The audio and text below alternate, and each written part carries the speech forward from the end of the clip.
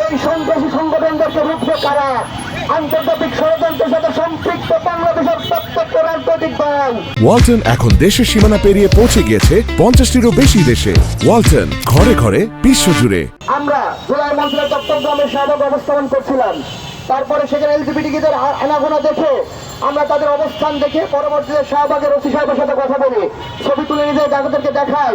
আপনারা দেখেন, সংবিধান বিরোধী, দেশের আইন বিরোধী, ধর্ম বিরোধী, আন্তর্জাতিক ষড়যন্ত্রের সাথে সম্পৃক্ত সন্ত্রাসী সংগঠনের লোকজন ঢাকা বিশ্ববিদ্যালয়ে প্রবেশের জন্য শাহবাগে অবস্থান করেছে। ধীরে ধীরে তারা ঢাকা বিশ্ববিদ্যালয়ে অবস্থান করবার হিরো পায়তারা করছে।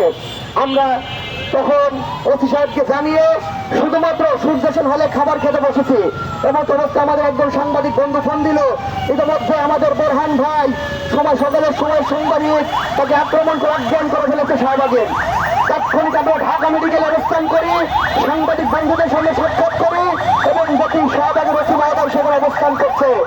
আমি তখন ওসি মহোদয়কে বললাম, ভাই কিছুক্ষণ আগেই তো আপনার সাথে আমরা পরামর্শ করলাম, দেখেছেন তাদের আগ্রাসী কাজ, দেখেছেন তাদের সন্ত্রাসীমূলক কর্মকাণ্ড। তিনি আমাদের সাথে একাত্মতা পোষণ করলেন যে হ্যাঁ ঠিক বলেছেন, কিন্তু দুঃখের বিষয় এই সন্ত্রাসী সংগঠনদেরকে রুখবে কারা? আন্তর্জাতিক ষড়যন্ত্রের সাথে সম্পৃক্ত বাংলাদেশের প্রত্যেকটা রাজনৈতিক দল। আমরা দেখি বিএনপির মহাসচিব মির্জা ফখরুল ইসলাম আলমগীর সাহেব, জামাতের অমিত সাহেব, এনসিপির আক্তার সাহেবকেও দেখি আমরা জাতিসংঘের মানবাধিকার কমিশন ওই সেইসার অনুমোদন করার সময় দেখি তারা একসঙ্গে নাস্তা করে ওই সেইসার অনুমোদন করে উদ্বোধন করে।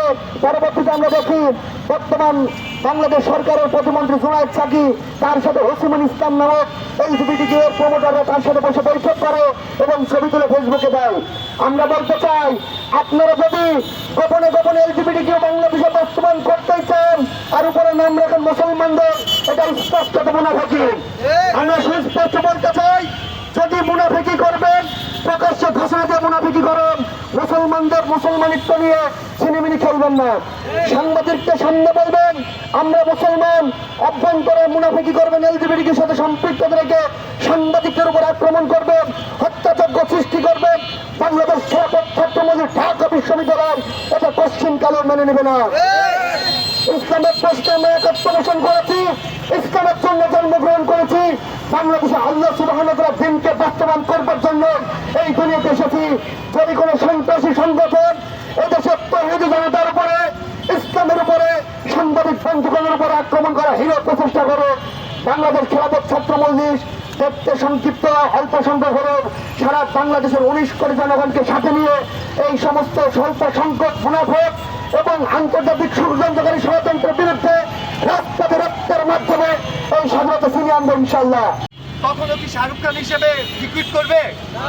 ঠিক একইভাবে কেউ যদি বাংলাদেশে ডোনাল্ড ট্রাম্প হিসেবে দাবি করে, তাকে কি আমেরিকা নিয়ে গিয়ে কি ডোনাল্ড ট্রাম্প হিসেবে সরকার হিসেবে বসাবে? তাহলে কিভাবে একটা ছেলে নিজেকে মেয়ে দাবি করছে, তাকে ঠিকই মেয়ে হিসেবে স্বীকৃতি দিতে হবে? এরকম মনস্তাত্ত্বিক বিকৃত চিন্তার মানুষকে জাস্ট হিজরা বলে মিসলিড করে হচ্ছে প্রকাশ করা হচ্ছে।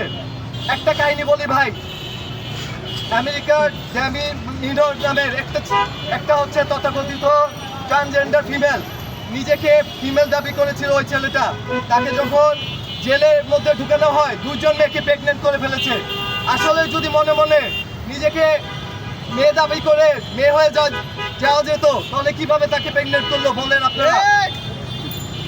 সেজন্য আমরা বলি এরা অন্য কিছু না, আমরা হিজড়া জাতিদের রাইটের ব্যাপারে সচেতন। বাংলাদেশের সরকারও তাদের রাইট দিয়েছে, কিন্তু এই যে ট্রান্সজেন্ডার নামের মনস্তাত্ত্বিক বিকৃত মানুষগুলা, এরা হচ্ছে বিকৃত। এরা হচ্ছে এর আগে আসিফ মাহমুদ পুষ্য, তারপর আমাদের সরস্বরকে হত্যা করতে চেয়েছিল।